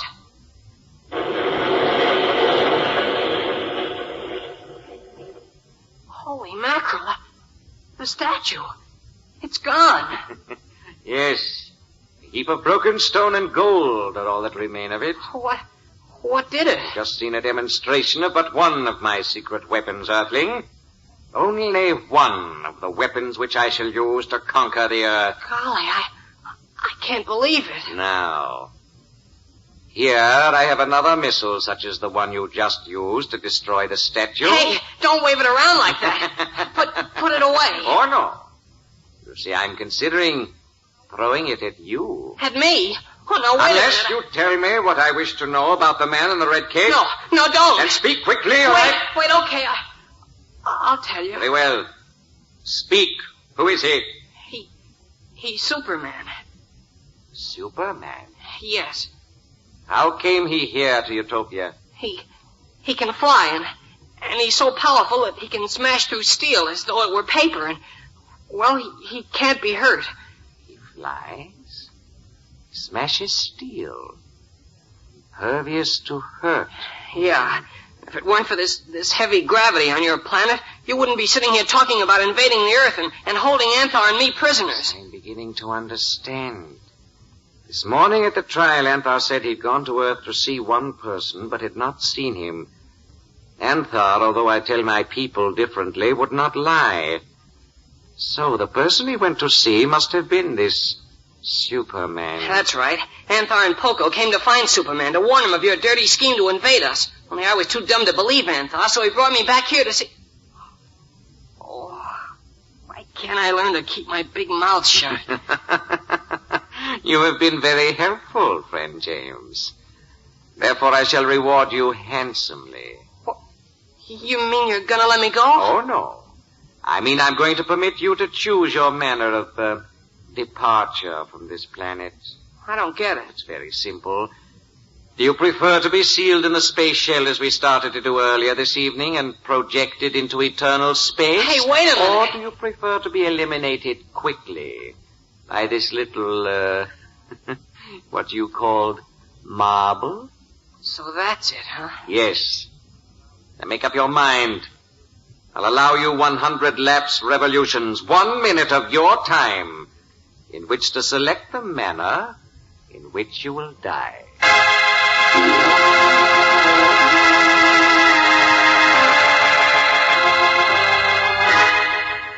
Mockingly giving Jimmy a choice of death one way or another, the evil, black-hearted regent, Zaram, sat at his desk and watched the time pass. And meanwhile, in a dark, moldy dungeon dug deeply into the bowels of Utopia, I lay on the floor, struggling to overcome the gravitational pull that held me helpless, as in a vice. As Jimmy Olsen was faced with choosing the manner in which he was to die, I had managed to struggle to my feet in the dark dungeon into which I'd been thrown. With my X-ray vision and hearing, I had been a witness to the scene between Jimmy and Zaram, and knew that I must act quickly to save my young friend. But I was helpless to move. Suddenly, I was struck with an idea. This is dangerous, but it's our only chance. Must work.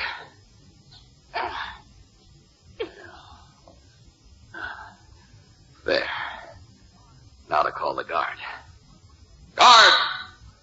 Guard, come quickly! Who calls me? I do, the stranger in this cell. Hurry! Why do you call? What do you want? Look at me. Hey, Madame Beck. Great space. Surprised? No, it can't be. It can't be. Taking one look at me, the guard's eyes nearly popped out of his head. Dropping his lamp, he backed away from my cell, spun on his heel, and raced away up the ancient winding stone steps that lead from the dungeon to the regent's palace. It looked as if my trick were working. Helpless, unable to move, I was thrown into a dark, moldy dungeon under Zaram's palace, where, with the aid of my extraordinary hearing, I overheard the cruel regent give Jimmy 1 minute to decide how he was to die, by means of an amazing missile that would disintegrate him, or to be hurled into space. Suddenly, an idea struck me. I called to the guard. When he came to my cell, he took one look at me, dropped his lantern, and with his eyes popping, raced to the council room. Bursting in, he called out to Zaram. Your Highness, come quickly, sire, quickly. What? How dare you enter the regent's presence without permission? But it is important, sire, vastly important. The man in the red cape, our prisoner. Well, what of him? He is gone, sire. Gone? Yes, sire. A moment ago he called loudly to me. Then, when I came to his cell, he was gone. And another man was there. Sleeping lizard. You must be mad, guard. No, sire, no. With my own eyes I saw it. Oh, boy, Superman's done it again. Silence, Earthling. This is impossible. This cannot be. I saw myself how the gravity of Utopia held Superman as in heavy chains. Was unable to move a step. How could he? But still, he got away. I told you he would. Now let's see you try to invade the Earth, wise guy. Be quiet. Come with me, guard. We'll lock the Earthling here in the council room to wait for my return. Hurry!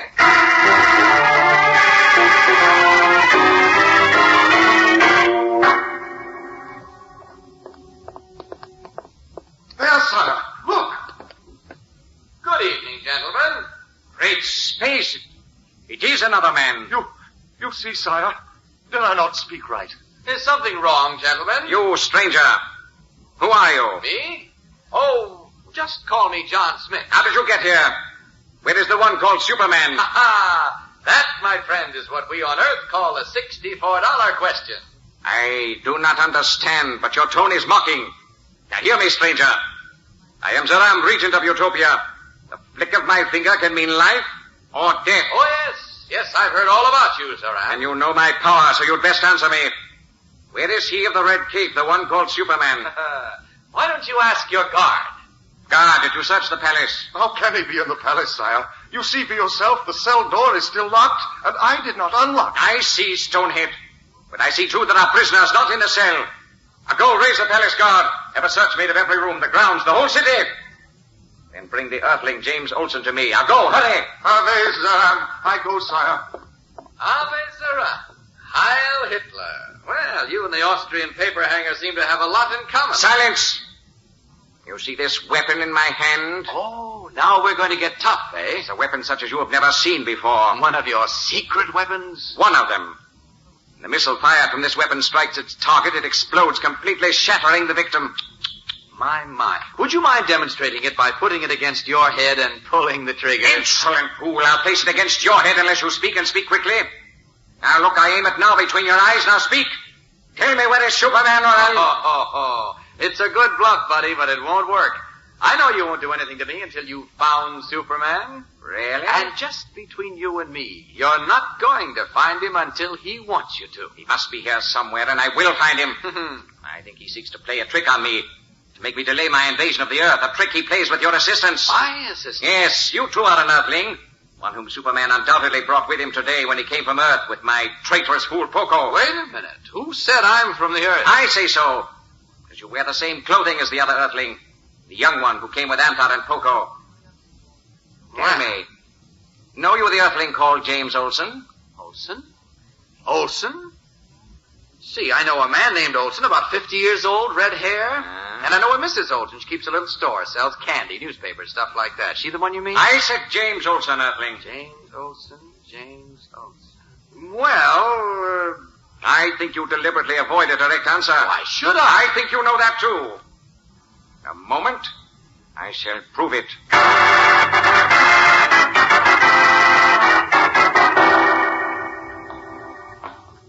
Hey, what are you dragging me down here for? Yes, why are you dragging him down here? I tell you, my name is John Smith.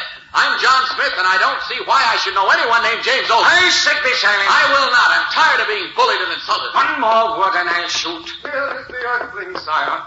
Are you Olsen? Know you this man in the cell?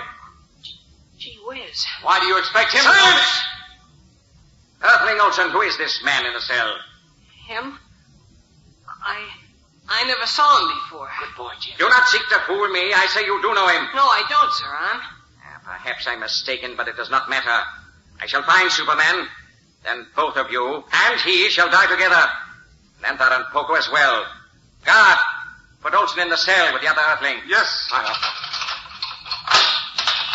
Stay within sight of the cell so there can be no more escapes, or I'll have your head. Yes, sire.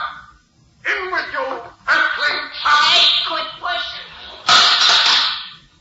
You two will hear from me later. Meanwhile, prepare to die.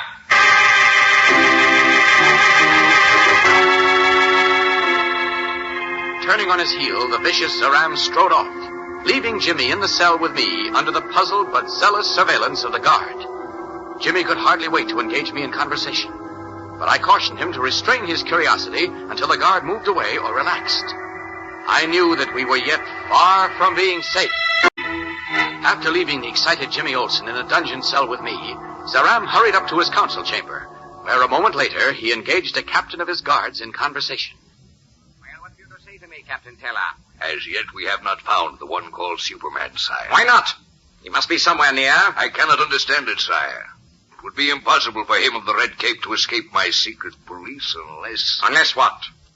Well, you see, sire, I have made a search of Anthar's house. There I found some strange documents. What sort of documents? Relating to the one called Superman. They say how he can fly through the air swift as light, how he can demolish great mountains. I know all that. How his eyes can see through steel. Such a fabulous one might well have escaped us by taking to the sky and flying through space. No, I say Superman plays some trick on us. A trick, sire? Yes. Somehow he conspired with the other Earthling who calls himself John Smith, and perchance with James Olsen, too. But I have hopes I shall discover their trick. How, sire? I've had the Earthling Olsen placed in the same cell with the one called John Smith. Then I instructed the guard to leave them alone at the end of 1,000 lapsed revolutions. I'm convinced they know each other. They may reveal the secret of Superman's disappearance to me. But if the guard is not there to overhear them... Stupid one! In the cell below this council room in which an instrument is concealed in the stone ceiling. The 1,000 lapsed revolutions are past. Now the guard will leave their cell. I merely turn this switch. There. Now listen. There goes the guard down the hall, Mr. Kent. Now, tell me how you got here, and where's Superman? Wait a minute, Jim. Wait till he's further away. You hear, Captain Teller? Did I not say the two Earthlings knew each other? You are wonderfully clever, sire. He told me his name is Smith, but Olsen called him Kent. He can't hear us now. No, he's too far away. Jeepers. When I came down here and heard your voice, I almost passed out. Tell me... Your head, though, Jim. I was proud of you. I wasn't sure you'd catch on that I didn't want you to recognize me. How could I miss it, the way you were yelling? Say, do you suppose Zaram caught on, too? I don't know. I think he's pretty clever. You're not kidding. But look, tell me how you got here on this planet, and where Superman is. I'm so dizzy, I don't know if I'm coming or going. Well, you see, Jim, it's like this. Go on. I'm listening. And listening, sire? We are indeed, Captain Teller. We are indeed.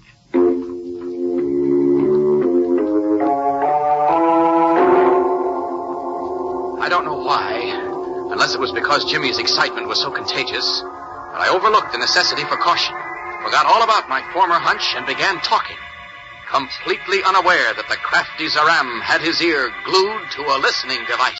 My compliments, sire. Setting up this listening device was exceedingly clever of you. I agree, Captain Teller.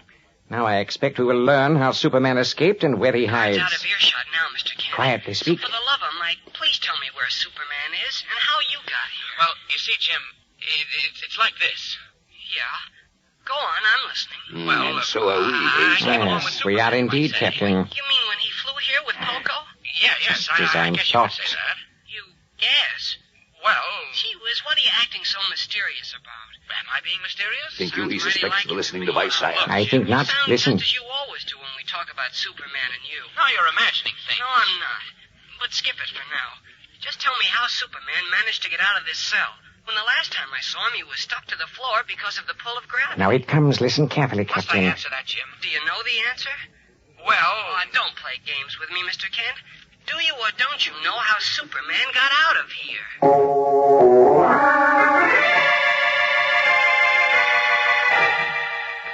Peering at me with suspicion growing in his eyes, Jimmy had backed me into a very uncomfortable spot. I couldn't tell a deliberate lie. Yet the truth might prove embarrassing, even damaging to the secret of my true identity. So, still unaware that Zaram and the captain of his guards were listening in, I had to continue being evasive. Look, Mr. Kent, I'm just worried about our chances of getting off this planet. So, well, I want to know if Superman is still here, or did he go back to Earth? That's all.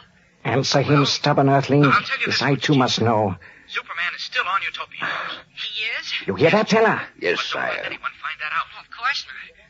Where is he? Well, that I can't tell you, except that he's not far from where we are right now. Just what I wanted to know. Has he licked this force of gravity on Utopia? That's good to know. But I think he will soon now. He's gotta lick it soon. Because I happen to know Zaram's planning to invade the Earth day after tomorrow. You hear? The day Quiet, after you tomorrow. fool. How do you know? He told me. Superman's gotta stop him. Because he's got some terrific secret weapons. Really? Yeah. He showed me one of them. What? A little glass ball, no bigger than a marble, with some secret explosive inside it. He made me throw it at a big statue, and the statue broke into 1,000,000 pieces. It did? Uh-huh. Gosh, Mr. Kent, we've got to do something. You're not kidding. We've got to think fast and keep Zaram worried until Superman's strength comes back. Zaram will not worry, my friend. I'm sure of it. It's coming back very slowly now. How are we going to keep Zaram worried? And about what? About Superman, of course. We've got to make him believe Superman returned to Earth. While he thinks that, he won't dare try an invasion. Great Scott! What's the matter? Don't say a word, Jim. But what? Quiet, I said. There's a dictograph in this cell. Sire, he's discovered the listening device. Where? Matters not now, Teller. I need it no more since I have learned what it is important for me to know. But how could he possibly see it when it is embedded so deeply in the stone ceiling? I believe I know. Yes, I'm quite sure I know. He is clever, the earthling called Kent. Not clever enough to fool Zaram. Of course not, sire. Captain Teller, I think I know where Superman is. You know? Yes, I believe I do. Have your men carry the earthling Kent into the courtyard. I wish to conduct an experiment. A most interesting experiment.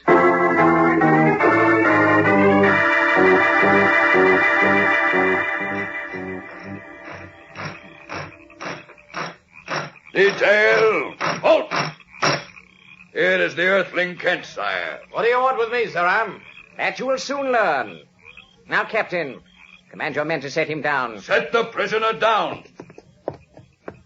Now, order your men to line up against the courtyard walls, Captain. Detail! Attention! Forward! Halt! Detail! Halt! Earthling Kent. Or do you still prefer to call yourself John Smith? It doesn't matter. What's in a name? A great deal. If your name is what I think it is. What are you getting at? Just this. Young Earthling Olson told you of a demonstration I permitted him to witness this evening, did he not? What demonstration? Come, you know very well. I heard him tell you how astounded he was when he saw a tiny glass sphere no larger than a marble destroy a great statue in my garden. So what? He told you, too, that the tiny sphere contained a powerful explosive. One of Utopia's secret weapons with which we shall conquer the Earth. You mean you think you'll conquer the Earth? I know I shall. And with Superman helpless here on Utopia, who can stop? Who said Superman's on Utopia? You said so yourself, Earthling, only a few minutes ago. Is it not so, Teller? Yes, sire, it is so. Oh, you heard me say that to Jim Olsen. You see, I knew that dictograph was in the ceiling of our cell all along, so I just said what I did to stall you along, to give Superman plenty of time to get back to Earth. Superman travels with phenomenal speed, even faster than our space shells. Is that not so? Well... Why, then, was it necessary for him to have, as you put it, plenty of time? Why, he had to free himself from the force of gravity of your planet. As you seek to do now? Huh? What do you mean? I see you struggling to lift your feet from the ground. Continue to try. It will avail you nothing. As it also avails Superman nothing. Now, wait a minute. Captain Teller, step back with me a few paces. Yes, sire. This will do. Now, you both observe what I hold in my hand. The secret explosive. Be careful, sire. If you drop it, it will blow us all into eternal space. I shall not drop it. Earthling Kent, this tiny sphere contains our deadly secret explosive. I intend to demonstrate it for you as I did for your friend, the Earthling Olsen. This time I will not hurl it at a statue of stone and metal. You, a living being, shall be my target.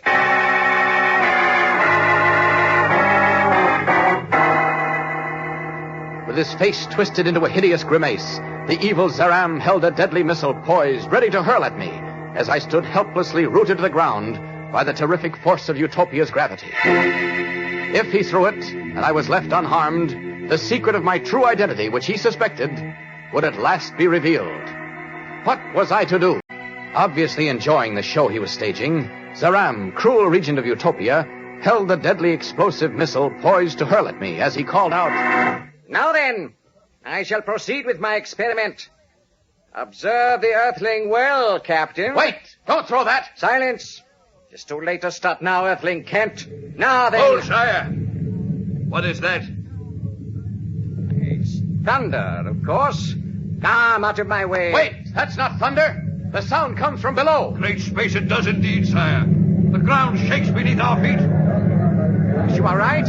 What can it be? You hear that, sire? Yes, it's like a gigantic cracking. What means this? I fear it means our planet is at last being shattered into eternal space, sire. No, it cannot be. According to our scientists' reckoning, the day for that is not yet here. He's right, Zaram. He's right. Yes, it has come. The rumbling and the cracking. Utopia is breaking apart, sire. We're doomed.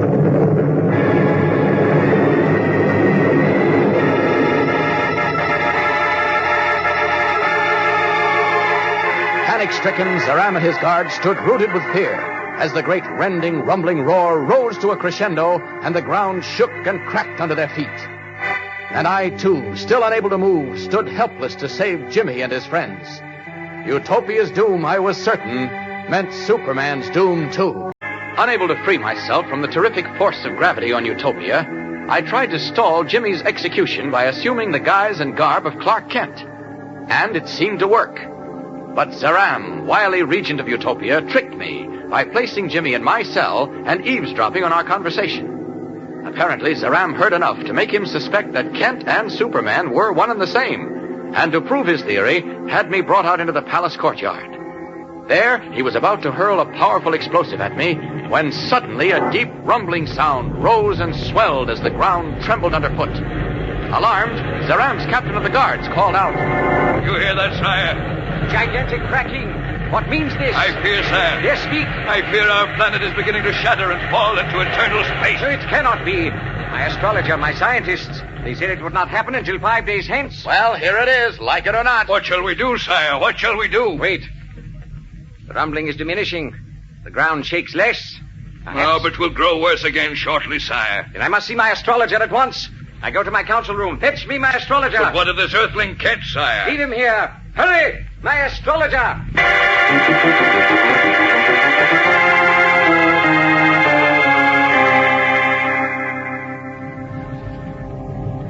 Well, speak up, Master Astrologer. What say you?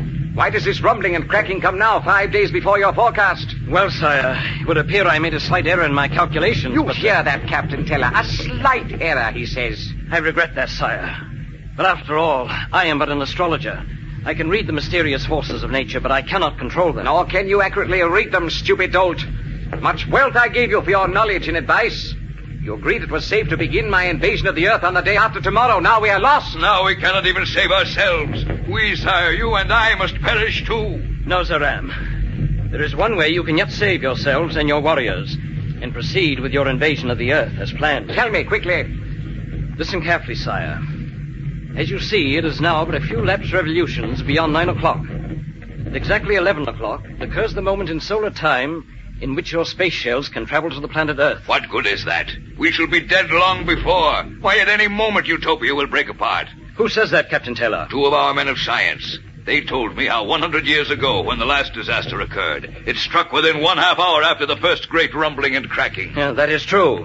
But this time I know definitely that disaster will not strike until between the hours of midnight and 1 o'clock of tomorrow morning. Are certain of that? I am quite certain, sire.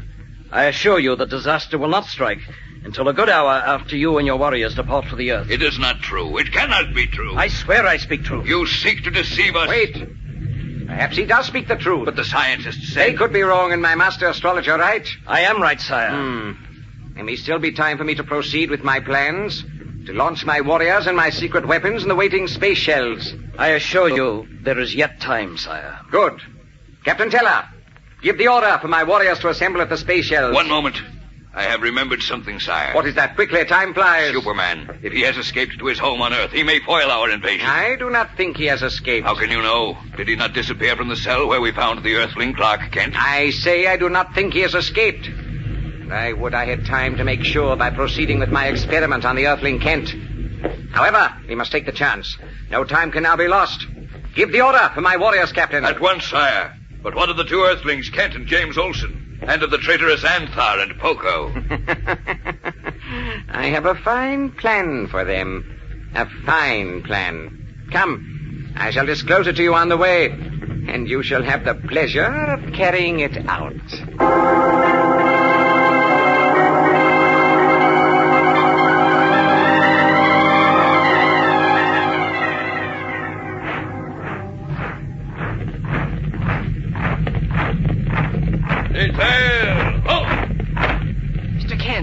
Mr. Kent! Easy, Jim. Prisoners Anthar, Poco, James Olsen. All out beside the Earthling Clark Kent. Gee whiz, Mr. Kent.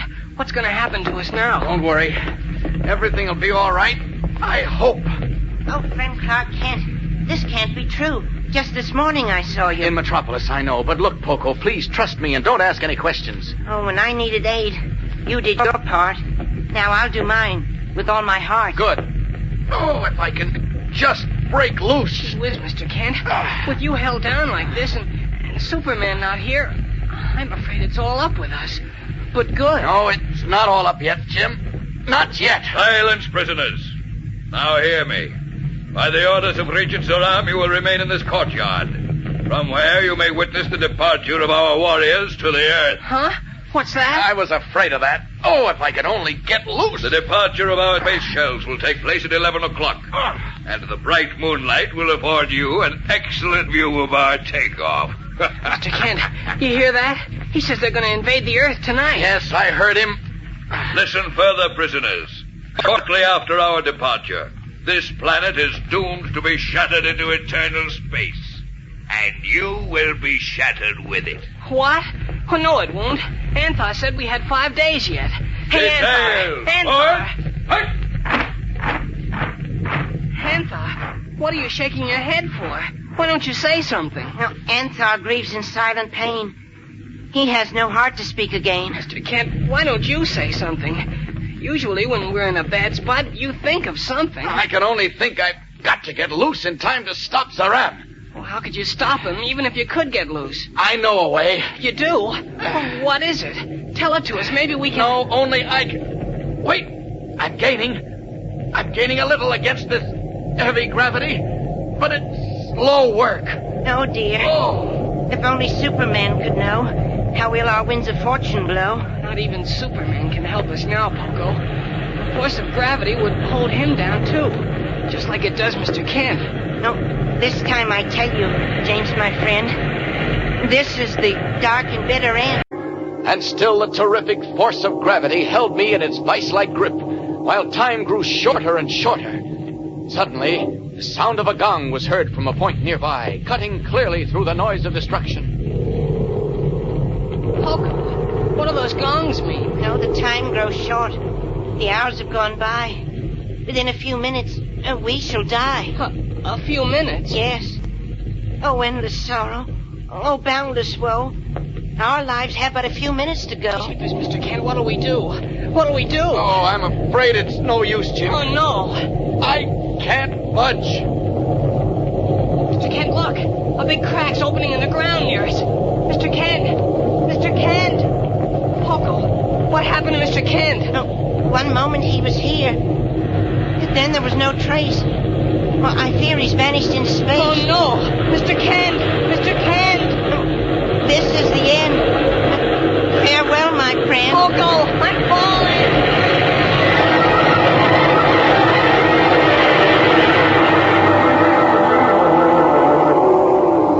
Faster and faster, with great grinding, shattering rumbles, the huge gash in Utopia's surface widened further and still further. Then as I hurtled into space, the bulk of the planet tore completely away, bearing Jimmy Olsen, Poco, and the now unconscious Anthar with it. In all my life, no one ever came so close to discovering the secret of my true identity as did Zaram, cruel regent of Utopia. In fact, he was just on the verge of an experiment that would have confirmed his suspicions when the disintegration of the planet began. Immediately then, he ordered his army into waiting space shells and took off for an invasion of the Earth. Held helpless by the terrific force of gravity on Utopia, I was left to die with Jimmy and his friends Anthar and Poco. Then, one moment I was talking with Jimmy, a second later I disappeared from view as the ground opened under my feet and I plummeted down into darkness. Mr. Kent! Mr. Kent! Poco, what happened to Mr... Holy smokes! The ground's cracking right under us. Look out, Poco! I'm falling! I'm falling!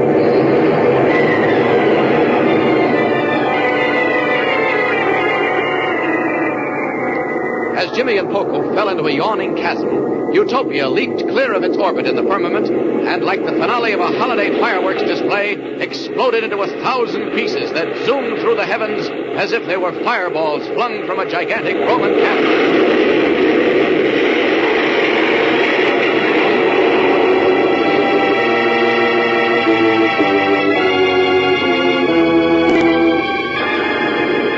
Free at last of the tremendous force of gravity that had held me immobile, I fought my way through mountains of stone, steel, and the rubble of broken buildings in a frenzied effort to find Jimmy. Then, just as I was about ready to give up, I saw the tiny figures of Jimmy and Poco hurtling toward me. Blasting my way toward them through tons of flying debris, I gathered up their unconscious forms and, covering them with my cape, rocketed through into clear space.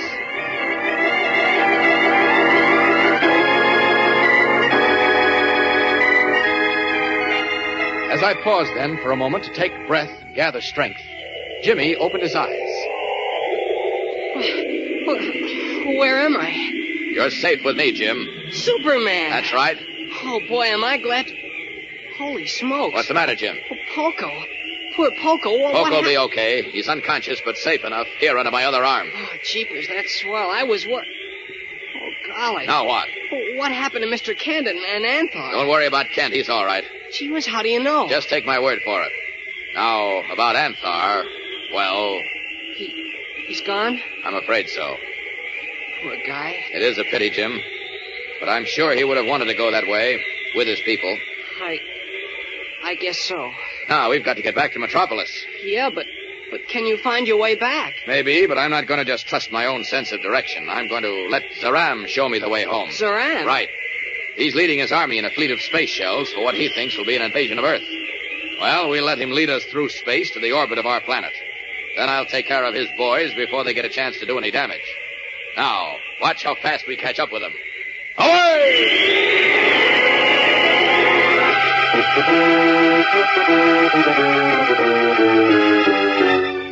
Like an arrow shot from a giant bow, I streaked away in pursuit of Zaram's space shells. Soon I caught up with him, and still carrying Jimmy and Poco, I trailed the Regent and his army through the vast reaches of space. Then, with Earth in sight, I no longer needed their help to find my way, and rocketing by the Utopian armada, I zoomed toward Metropolis. A few moments later, I landed on the roof of the Daily Planet. There we are. Daily Planet, last stop, all out. Gee whiz, Superman, I don't know how to thank you. Don't bother, Jim. Just see that Poco is taken care of. Now, I've got to... but wait a minute. What about Mr. Kent? Don't worry about Kent. He'll be along soon. Now, I've got to take care of Zaram and his bad boys before they get a chance to use their secret weapons here. So long, Jim. So long, and good luck, Superman. Thanks. Up, and away!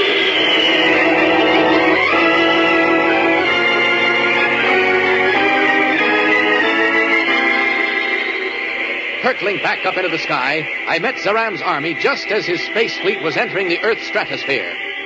Gathering speed, I crashed into the spearhead of the V formation. The force of my impact causing the powerful explosives inside the lead space shell to shatter it into 1,000 pieces. As the others fell out of formation, I picked them off one by one, chasing them through the heavens until all 7 of the tremendous space shells bearing Zaram and his fighting force were wiped out of existence. Then, plenty tired, even for Superman, I returned to the Daily Planet, and resuming my guise and garb of Clark Kent, returned to write the story of of Superman's adventure.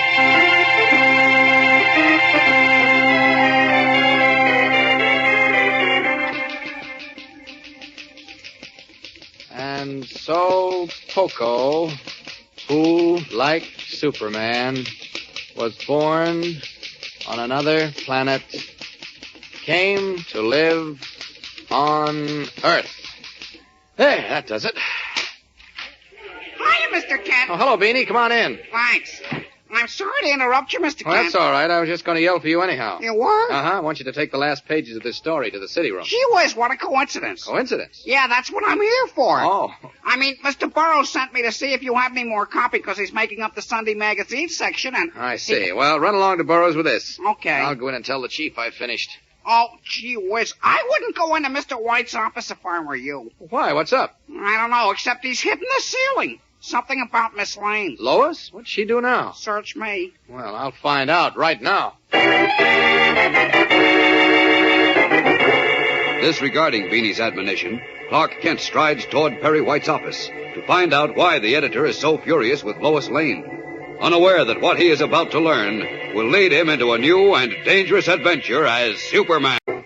Miss Backrack, you call Wilson on the Morning Blade and tell him he can stop trying to steal my reporters. Tell him he can have Lois Lane on his payroll as of now because I'm through with her. What? You heard me. She's fired. What's the matter with you, Chief? That'll teach her not to disregard orders. What happened? When I say no, I mean no. I'm the boss around here. Chief, and I don't want a lead followed up. It's because my superior experience tells me it's a phony. Sure, Chief, sure. And neither Lois Lane nor you nor any other reporter working for me can disregard my orders and get away with it. Do you understand? Oh, for the love of Mike, Chief, will you please calm down long enough to tell me what's going on? What order did Lois disregard? Where is she? She's up in Canada. The North Fishing Banks, against my explicit orders to the contrary. Well, what in heaven's name is she doing up there? Chasing a wild goose, that's what. What do you mean? Well, here's the story. You remember that crackpot correspondent we've got in Squeen Run? Squeen Run? Oh, you mean Horatio F for French Horn? Yes, Horatio F for Phooey Horn would be better. Or F for fish in this case. Well, what about it? Well, a few days ago he came to see me. All steamed up over what he thinks is a terrific yarn that's brewing up there in that fishing territory. Uh-huh. A cock and bull story that began stewing in his bird brain when a very rich man who lives in Squeen Run stopped getting his regular weekly shipments of a rare fish that he relishes for breakfast.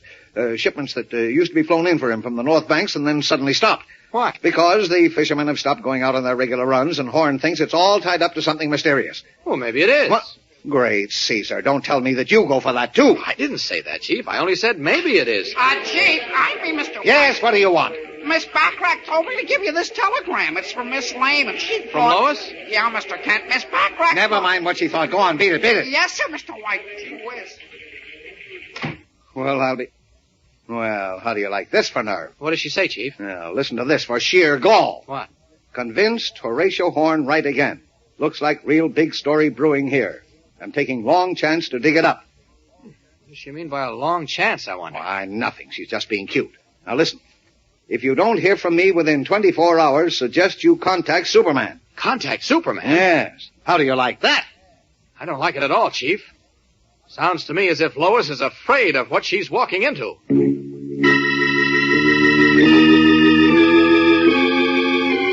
Clark Kent is right. Lois Lane doesn't know what she and the eccentric correspondent Horatio Horn are walking into. If she did, she'd be more than tempted to stop her investigation before she really begins. Monday, we begin a new Superman adventure that deals with deep mystery born of dark superstition on the stormy, fog-bound shores of the North Atlantic. So be sure not to miss a minute of it. And remember, if your community observes daylight time, starting next week, this program will be heard at the same hour. If you remain on standard time, it may be heard at a different hour. For exact broadcast time in your area, consult your local newspaper or mutual station. And remember, for breakfast, it's Kellogg's Pep. For excitement, the adventures of Superman.